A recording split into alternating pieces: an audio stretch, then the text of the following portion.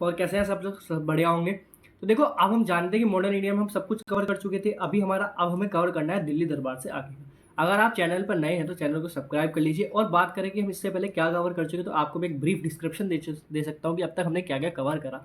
तो हम जानते हैं कि अब तक हमने सबसे पहले समझा कि मॉडर्न इंडिया को हम किस तरीके से पढ़ते हैं। तो हम बात करें तो हमने एडवेंट ऑफ यूरोपियंस, यानी कि यूरोपियंस कौन कब आया, किसने क्या क्या कॉन्ट्रीब्यूशन दिया, वो सब कवर करा।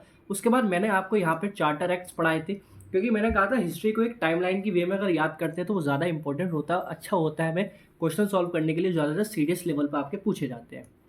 ये क्लास आपका सीडीएस दे रहे हो, सीआरपीएफ दे रहे हो, एफकेट दे रहे हो, एसएससी दे रहे हो, कोई भी कंपटीशन एग्जाम दे रहे हो, सबके लिए इंपॉर्टेंट है। उसके बाद हमने पढ़ा रिवोल्ट ऑफ 5057। रिवोल्ट ऑफ 57 को हमने पढ़ा किस तरीके से ये आया, क्या क्या इसका रीज़न रहा, किस तरीके से ये फेल रहा और किस किसने इसको कहाँ से किया, हमने सब कुछ कवर किया। उसके बाद हमने पढ़ा इंडियन नेशनल कांग्रेस, उसके इंपॉर्टेंट सेशंस। आज हम जानने वाले हैं इसके आगे की कहानी, जो हम समझने वाले हैं दिल्ली दरबार से। अब दिल्ली दरबार इंपॉर्टेंट क्यों है, कब लगा, ये सब कुछ स्टोरी वे में हम समझने वाले हैं। तो बात स्टार्ट होती है दिल्ली दरबार से। तो दिल्ली दरबार हमारा आया 1911 में, ठीक है, यहाँ से समझेंगे आप।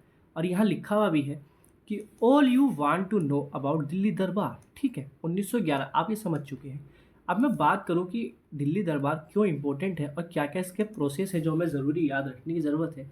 तो दिल्ली दरबार सबसे पहले कब लगा ये जानने की ज़रूरत है। और अब जानने ये कि दिल्ली दरबार आपका 1911 में लगा था, ठीक। और मैंने आपको एक चीज़ बताई है हमेशा कि हिस्ट्री जो बनते हैं क्वेश्चन, वो हमारे कुछ ही जगह से बनते हैं। कि कोई भी इम्पोर्टेंट रूल हुआ है, कोई मूवमेंट हुआ है, या कोई भी एक ऐसी फेज हुआ है जो भी हिस्ट्री में इम्पोर्टेंट है, तो उससे कुछ ज़रूरी बातें कि वो कब हुआ, ठीक है, वैन, ठीक है, वो कब हुआ, वेयर, कहाँ हुआ, ये ज़रूरी है जानना और याद रखना हमारा। और दूसरी इंपॉर्टेंट चीज़ ये कि उसका कोई ट्रीटी हुई वो याद रखें, या फिर उस टाइम अगर हमारा कोई प्रेसिडेंट है वो पीएम है तो। और सबसे इम्पोर्टेंट चीज़ जो याद ज़रूर रखनी है वो है उस टाइम कोई गवर्नर था तो, और वर्सराय है तो। ये सब जानने की ज़रूरत है हमें। जो हमने पढ़ा कि मोर्ले मिंटो एक्ट आया, रिफॉर्म एक्ट आया, उस टाइम मिंटो हमारा वर्सराय था, मैंने इंपॉर्टेंट बताया, सेक्रेटरी मोर्ले था, वो ज़रूरी था। तो यहाँ क्या ज़रूरी है, यहाँ आप याद रखेंगे उस टाइम किंग की बात करें ब्रिटिश का, तो किंग जॉर्ज फाइव। अब जॉर्ज फाइव का मतलब क्या है, हिंदी में इसको बोल देते हैं जॉर्ज पंचम, यानी कि 5th नंबर के जॉर्ज थे। और ये इंडिया घूमने आए थे, इंडिया विजिट पे आए थे, किसके साथ, अपनी वाइफ के साथ, जिनका नाम था मैरी, ठीक है, याद रखेंगे ये थी इनकी वाइफ, जो ये सब लोग आए थे विजिट पे, दोनों घूमने आए थे इंडिया को, ठीक। और यहाँ याद रखेंगे इनके वेलकम, या इनके इनके वेलकम का अरेंजमेंट किसने किया था सब कुछ। तो उस टाइम इंडिया में वर्सर आया था लॉर्ड हार्डिंग, तो ये सब उसने किया था। और इनके ही वेलकम के लिए इसी ने बॉम्बे में गेटवे ऑफ इंडिया बनवाया। और इनके वेलकम के लिए आप जानेंगे रविन्द्रनाथ टैगोर, कौन, आप जानते हैं हमारे रविंद्र, ठीक है, नाथ टैगोर जी को इन्होंने ही कहा कि आप उनके लिए एक सॉन्ग लिखे। और उन्होंने एक सॉन्ग लिखा जो है हमारा जन गण मन, ठीक है। लेकिन कुछ हिस्टोरी का अकॉर्डिंग ये कहा जाता है कि जन गण मन उन्होंने इंडिया को रिप्रेजेंट करने के लिए लिखा था जॉर्ज पंचम के सामने। और कुछ मानते हैं कि जॉर्ज पंचम के वेलकम के लिए ही उन्होंने जन गण मन पूरा लिखा था। अगर मैं बात करूँ बेसिकली, तो हमारा नेशनल एंथम जो है 1911 में ही ये अडॉप्ट किया गया था आपकी। और इसका सिर्फ एक स्टैंजा अपनाया गया, हमारा जो नेशनल एंथम है वो सिर्फ एक स्टैंजा है। ये पूरी 10 स्टैंजा की एक उनकी, कह सकते हैं आप, रिटर्न था ये एक पूरा उनका, ठीक है। और कहाँ ये क्या, ये सिर्फ एक स्टैंजा है, ये आपको याद रखने की ज़रूरत है।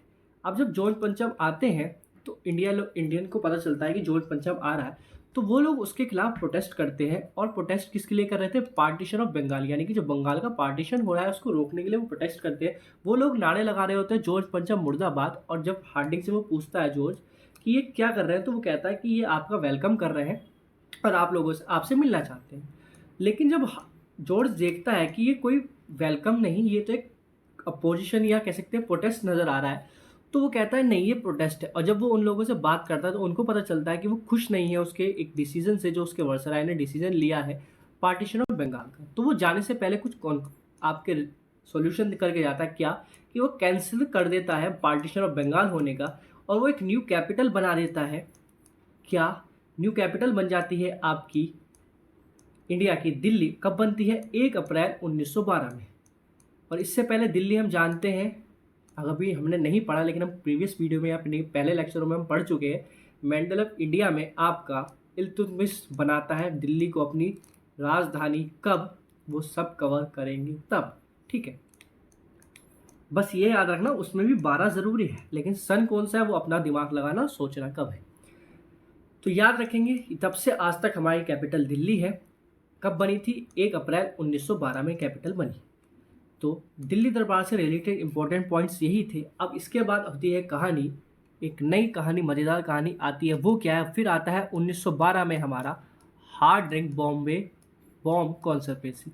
अब इसमें क्या है तो आप याद रखें कहाँ हुई, सबसे इंपॉर्टेंट चीज़ तो याद रखेंगे दिल्ली में चांदनी चौक में, जो आज चांदनी चौक है, वहाँ ये केस हुआ था।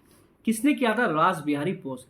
मैंने आपको तब भी पढ़ाते हुए कहा था कि 2 इंपॉर्टेंट नाम हैं जो हमें कंफ्यूज करते हैं, एक रास बिहारी बोस है और एक है आपके घोष। घोष जो थे उनके टाइम में आपका हुआ स्प्लिट हुई आपकी इंडियन नेशनल कांग्रेस 2 टुकड़ों में। कौन सा अधिवेशन था वो? तो याद रखेंगे 1907 में, यानी कि कौन सा सेशन था? तो आपका 1907 सेशन था। कहाँ का था? सूरत।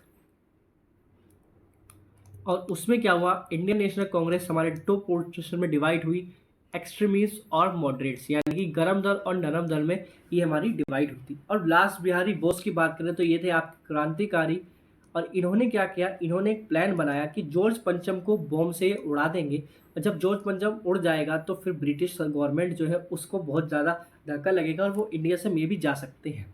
तो वो पूरा प्लान बनाते हैं कि जब भी उनका कारवां निकलेगा, जब भी ये घूमने निकलेंगे, तो वो उनकी कार्ड को बॉम्ब से उड़ा देंगे। ये तैयार थे, भीड़ लगी हुई थी, लेकिन लॉर्ड हार्डिंग उस टाइम वहाँ का वर्सर आया था और वो जानता था कि इंडिया ऐसी हरकत कर सकते हैं, इंडियन ऐसी हरकत कर सकते हैं। तो वो क्या काम करता है? वो एक नहीं काफ़ी सारी बग्गियाँ निकाल देता है। अब रास बिहारी बोस कंफ्यूज हो जाते हैं कि भाई कौन सी बग्गी होगी, तो वो देखते हैं एक बग्गी में थोड़े से फ्लोवर है, तो उस बग्गी के आगे जाते हैं और उस बग्गी पर बॉम्ब फेंक देते हैं। और वो फूट जाती है, लेकिन वो फूट जाती है, उसमें निकलता है हार्डिंग, और हार्डिंग मरता नहीं, हार्डिंग बच जाता है। और जब उनको फिर बाकी ब्रिटिशर्स जो लोग होते हैं, उसके जो सोल्जर होते हैं, वो उनको पकड़ने के लिए भागते हैं, तो ये वहाँ से एस्केप हो जाते हैं और वहाँ से भाग के चले जाते हैं और ये बच जाता है। इसलिए फेमस हुई है हमारी हिस्ट्री में 1912 की हार्डिंग बॉम्ब कॉन्स्पिरेसी। अब नेक्स्ट आता है, उसके बाद हमारा होता है इंपॉर्टेंट, एक आता है पैक्ट जिसका नाम है लखनऊ पैक्ट। कब हुआ? 1916 में ये आपका पैक्ट होता है। और इस पैक्ट का इंपॉर्टेंट चीज़ें ये है कि इसमें कांग्रेस और मुस्लिम लीग दोनों एक साथ हो जाती है। और हमने कवर कर रखा है कि मुस्लिम लीग कब बनी थी, तो हम जानते हैं 1906 में बनी थी या 1907 में, ये आपके लिए क्वेश्चन है कि कब बनी और किसने बनाई, क्योंकि ये हम सब पढ़ चुके हैं। और कहाँ बनी, ये सब क्वेश्चन का आंसर आप कमेंट में देंगे। ठीक, ये हमारी बनती है। और इसी में इम्पोर्टेंट चीज़ ये है कि क्या खाली मुस्लिम लीग और कांग्रेस एक साथ हुई थी या और कुछ इम्पोर्टेंट चीज़ें भी हैं। तो आप याद रखना ये इम्पोर्टेंट चीज़ें क्या है कि इसमें हमारा और इम्पोर्टेंट चीज़ ये है कि ये तो साथ हुए, साथ ही में जो कांग्रेस हमारी स्प्लिट हुई हुई थी वो भी एक साथ आती है यहीं पे लखनऊ पैक्ट के अंदर ही। और मुस्लिम लीग क्यों कांग्रेस के साथ ज्वाइन होने के लिए तैयार हुई? इसका रीज़न था कि इनके खलीफाज होते थे जो थे तुर्की में। ठीक है, वहाँ पे ब्रिटिश गवर्नमेंट उन पे अटैक करती है और इससे ना खुश होते हैं ब्रिटिशर्स से ये, जबकि ब्रिटिशर्स ने उसको सेपरेट इलेक्टोरेट वगैरह, वोट राइट वगैरह सब कुछ दे दिया था, लेकिन उनको दिख गया कि ये किसी के नहीं है और ये सिर्फ हमें स्प्लिट करके एक दूसरे के खिलाफ लड़ा रहे हैं। तो यहाँ पे दोनों एक साथ हो जाती है और वहाँ से फिर एक और शुरू होता है हमारा इंपॉर्टेंट मूवमेंट जिसको कहा गया हिस्ट्री में होम रूल लीग मूवमेंट। अब home rule league movement all over world लिया, ऑल ओवर इंडिया लेवल पे, बाहर लेवल पे तो चला रही थी इसको एनी बिसेंट, बट इंडिया में इसको, अगर इंडिया में जाने की, इंडिया में इसको किसने चलाया, तो आप इंडिया में याद रखना इसको इंडिया में चलाने वाले थे बाल गंगाधर तिलक। ठीक है, और इसको बाद में जाकर all India home rule movement किसने बनाया, तो याद रखना एनी बिसेंट। और एनी बिसेंट के बारे में मैंने आपको पहले ही बताया इंडियन नेशनल सेशन में, अभी जो पढ़ा था हमने ये फर्स्ट वुमेन प्रेसिडेंट रही है, बट इंडियन नहीं थी। इंडियन हमारी सरोजनी नायडू रही। अब आगे जाने कि हमने होम रूल पढ़ लिया। अब देखो टाइमलाइन समझो, 1911, 1912, 1916। अब टाइमलाइन आगे बढ़ रही है 1917। 1917 क्या है, क्यों इंपॉर्टेंट है याद रखना। 1917 में हुआ हमारा सेडिशन कमेटी। अब ये सेडिशन कमेटी क्या है, कमेटी है तो भाई इसका कोई ना कोई प्रेसिडेंट रहा हो, तो याद रखना इसका प्रेसिडेंट बना सर सेंड्री रोलेट। अब रोलेट से ही आप समझ सकते हैं कि हमने कहीं ना कहीं एक एक्ट पढ़ा है जिसको कहते हैं रोलेट एक्ट। लेकिन रोलेट एक्ट सबसे पहले समझेंगे कि ये कमेटी क्या थी, क्यों बनी थी। तो इस कमेटी को बनाने का मेन टारगेट था कि जो क्रांतिकारी है, या कह सकते हैं कि जो भी ब्रिटिश का अपोजिशन हो रहा है, बट इन वॉयलेंस वे में जो अपोजिशन हो रहा है, कौन लोग कर रहे हैं, उसको किस तरीके से कंट्रोल किया जा सकता है, उसको फाइंड करने के लिए बनाई गई थी सेडिशन कमेटी। तो इसका एक सॉल्यूशन निकालता है ये कहता है 1919 में आता है, ये निकालता है एक रोलेट एक्ट। अब ये रोलेट एक्ट क्या है और इसको दूसरा नाम है ब्लैक लॉ। और इसको ब्लैक लॉ क्यों कहा गया, तो याद रखना इस रोलेट एक्ट में ये निकला कि किसी पे भी अगर आपको शक है सिर्फ, तो आप उसको अरेस्ट कर सकते हैं। और उसको ना ही तो कोई अरेस्ट करने के बाद, अरेस्ट करते टाइम ये पूछ सकता है वाई, वेयर, क्यों, सब कुछ है ना। और इसी को कहा गया बिना अपील, बिना दलील और बिना वकील का लो, इसीलिए इसको ब्लैक लो कहा गया। तो इसके तहत इन्होंने क्या करा कि अगर कहीं भी थोड़ा सा भी वायलेंस होता है तो ये लोग पकड़ते थे किसी को भी और उनको जान से चौराहे पे ही मार देते थे। तो इस तरीके से काफ़ी सारे क्रांतिकारी जो है वो मर गए और बाद में फिर एकदम जल्दी से कोई क्रांतिकारी बनना नहीं चाहता था। अब इसी चीज़ को देखते हुए इसका प्रोटेस्ट हुआ और इसका प्रोटेस्ट हुआ पंजाब में। अब पंजाब में इसका प्रोटेस्ट हुआ और यही पंजाब वाला इतना फेमस क्यों रहा, अब जानेंगे। प्रोटेस्ट करने वाले पंजाब में थे दो लोग जिनका नाम था डॉक्टर सत्यपाल और डॉक्टर सफुद्दीन। इन दोनों को अरेस्ट कर लिया जाता है और साथ ही साथ इन लोगों को तो अरेस्ट कर लिया जाता है और यहीं पे एक इंसान को और अरेस्ट किया जाता है, लेकिन रोलेट एक्ट के लिए नहीं, उनको किसी और वजह से अरेस्ट किया जाता है। वो किया जाता है आपका 10 अप्रैल 1919 को ही, और वो होते हैं आपके गांधी। और यही है गांधी जी का फर्स्ट अरेस्ट इंडिया में। ठीक है, इनको इसलिए किया गया कि ये लोग जानते हैं कि ये सत्याग्रह करता है और ये जानते थे कि अगर ये इसको अरेस्ट नहीं किया तो ये सत्याग्रह करके रोलेट एक्ट पे ज़रूर अपनी टांग अड़ाएगा। तो इसी वजह से ब्रिटिशर्स ने इनको अरेस्ट किया गया। अब सत्याग्रह हो रहा है और उसी के बाद एक इम्पोर्टेंट कह सकते हैं इतिहास की या हिस्ट्री की हमारी सबसे बुरी दुर्घटना, सबसे बड़ी घटना कह सकते हैं, जिसको हम जानते हैं जलियांवाला बाग कांड के नाम से। कब हुआ था, 13 अप्रैल 1919 में हुआ। डेट याद रखना, कई बार क्वेश्चन में डायरेक्ट यही पूछा गया है कि जलियांवाला बाग कांड कब हुआ, तो पूरी डेट याद रखनी जरूरी है कि 13 अप्रैल 1919 में हुआ। अगर आप आज भी जलियांवाला बाग कांड में जाएंगे तो आपको वहाँ पे दीवारों पर बुलेट्स मार्क्स नजर आएंगे। अब इसके बारे में जानने की ज़रूरत है कि ये क्या रहा, तो आप याद रखना ये कब होता है। ये हुआ हमारा 13 अप्रैल 1919 में। और यहाँ पे बेसिकली कोई हंगामा नहीं हो रहा था, यहाँ लोग सब पंजाबी जो है अपनी लोहरी बनाने के लिए गए थे। लेकिन क्या होता है, कुछ क्रांतिकारी भी होते हैं वो भी वहाँ गए थे और वो लोग आपस में बैठ के ही कहीं इस चीज़ के लिए बातचीत कर रहे थे कि इसको किस तरीके से किया जा सके, या इन लोग जो हमारे अरेस्ट हुए हैं उनको हम किस तरीके से आज़ाद करा सकते हैं, उनके बारे में ये जानकारी इसमें चल रही थी। तो वो लोग प्लान बना रहे थे यहाँ पे, और उनके प्लान बनाते हुए कोई सुन लेता है। और आप जानते हैं कि इंडिया में ब्रिटिशर्स का जो रूल रहा है वो स्प्लिटिशन से रहा है, रूल एंड डिवाइड से, या फिर उन्होंने क्या किया है, इंडियंस को ही पैसे देके उन्हीं के बीच में से इन्फॉर्मेशन निकाली है। तो यहीं पे इन सबको बात करते हुए कोई सुन लेता है और वो जाके ब्रिटिश गवर्नमेंट को बता देता है, उनसे पैसे ले लेता है इस बारे में। और तो क्या होता है, जनरल डायर आता है, वो जलियांवाला बाग कांड को चारों तरफों से घेर लेता है, जलियांवाला बाग को।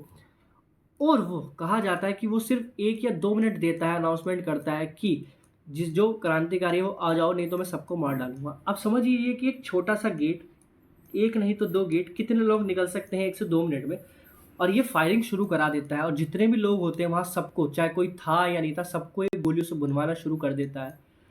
और कहा जाता है कि जलियांवाला बाग कांड में एक कुआं था, लोग अपनी जान बचाने के लिए उसमें कूद जाते हैं और ये जाता है उस कुएं के अंदर भी एक गोलियां चढ़वा देता है।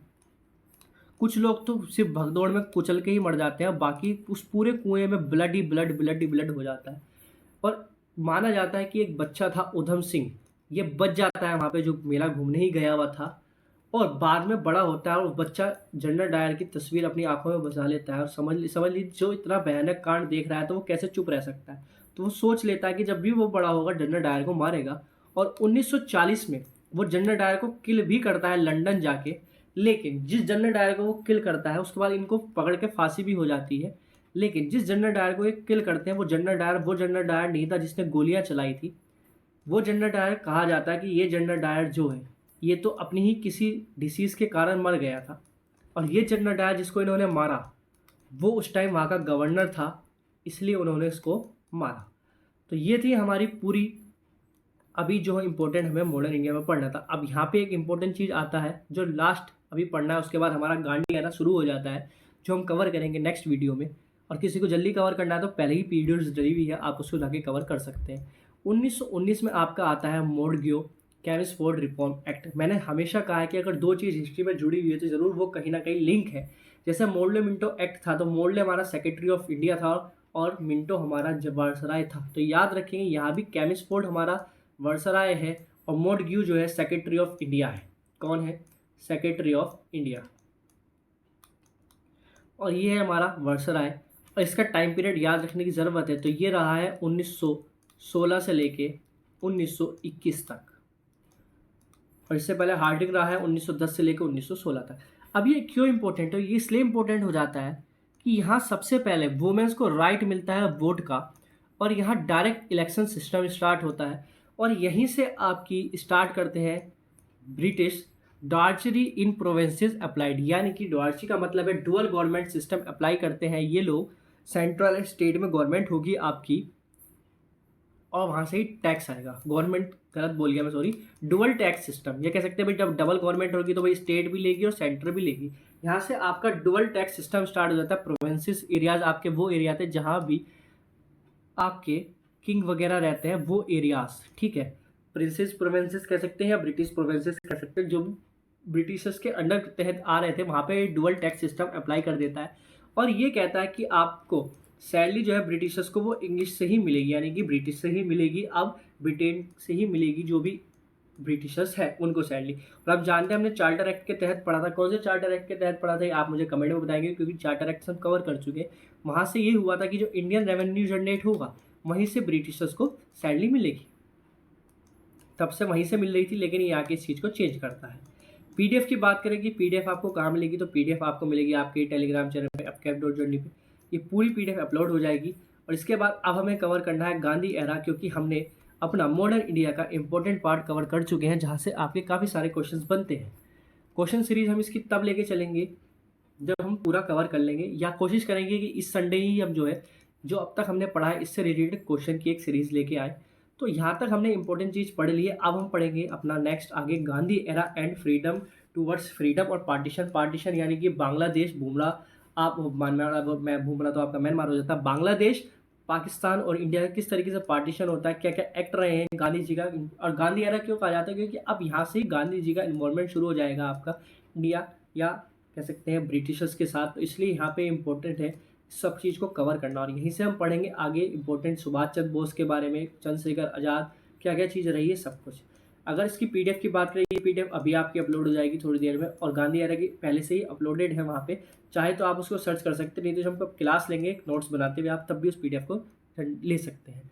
चलिए सेशन अच्छा लगा तो लाइक सब्सक्राइब करना मत भूलना गाइस। फिर मिलेंगे नेक्स्ट क्लास में। और हाँ, किसी को नहीं पता बैच आप चैनल पर नए हैं तो देखो शिखर बैच है, फ्री ऑफ कॉस्ट है, 1 रुपया नहीं लग रहा है इसका। और यहीं हम बात कर लेते हैं कि यहाँ आपके इस चैनल पे आपका मैथ, रीजनिंग, पॉलिटी और हिस्ट्री दो सब कवर चल रहा है। मैथ में आपका टाइम एंड वर्क चल रहा है। रीजनिंग की बात करें तो रीजनिंग में हमने डॉट सिचुएशन कंप्लीट कर लिया। अब हम पढ़ रहे हैं coding and decoding, type wise समझ रहे हैं कोडिंग एंड डिकोडिंग। पॉलिटी में बात करें तो पॉलिटी में हमने schedule and parts, union and territories और आपका सिटीजनशिप कंप्लीट कर चुके हैं, 3 टॉपिक्स। हिस्ट्री में बात करें तो हिस्ट्री में आपका मॉडर्न इंडिया मैंने जो बताया ये कवर कर चुके हैं। आगे इसी तरीके से हम कवर करते चलेंगे। चलिए फिर बाय, तब तक के लिए जय हिंद।